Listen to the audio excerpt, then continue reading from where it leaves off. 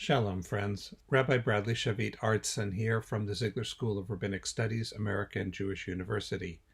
Like you, I am still confined to my home, and like you, I'm trying to find meaning. I'm trying to find connections. One of the remarkable aspects of spiritual life is that you go back to the Torah week after week after week. You read the same passages every week for your life, and yet the Torah always has something to say to the present situation, and it does this week as well. So I want to give us a tool for thinking about our enforced isolation, the way we're creating social distancing, the way we're staying by ourselves and seeing far fewer people than we would in the normal course of our lives.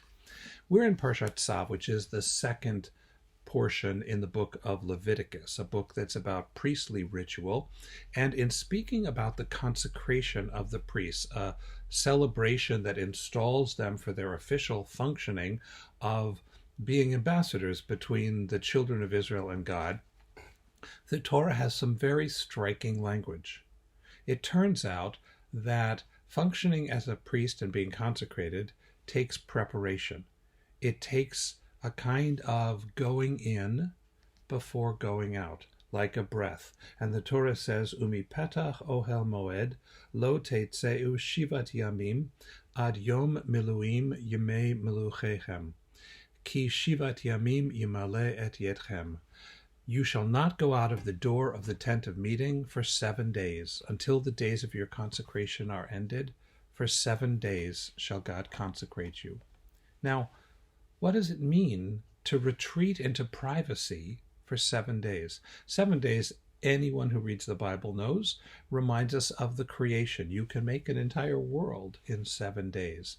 And so the idea that the Kohen is going to retreat for 7 days to privacy and then be consecrated is about the in-breath before the out-breath, the ability to pause, not be productive on an outside level, but to be growing on an internal level.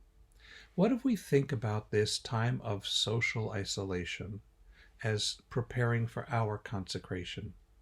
At some point, the coronavirus will lift, and we also will go back out into the world, back out into our communities, back out into our lives.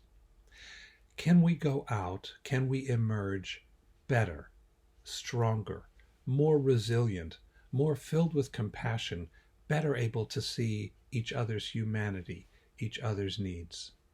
That's what the Torah is hinting at here, that to really be a Kohen, to serve the people, you have to be able to go inward. You have to be able to pause. You have to be able to nourish yourself before going out. So look, we're all feeling lonely, we're all feeling anxious, we're all feeling stressed.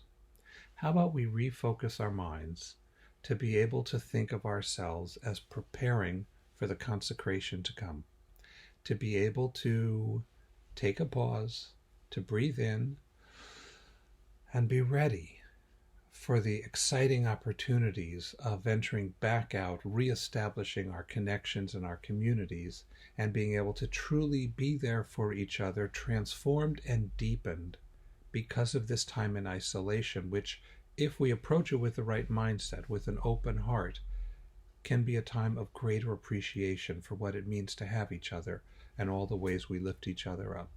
Shalom, friends.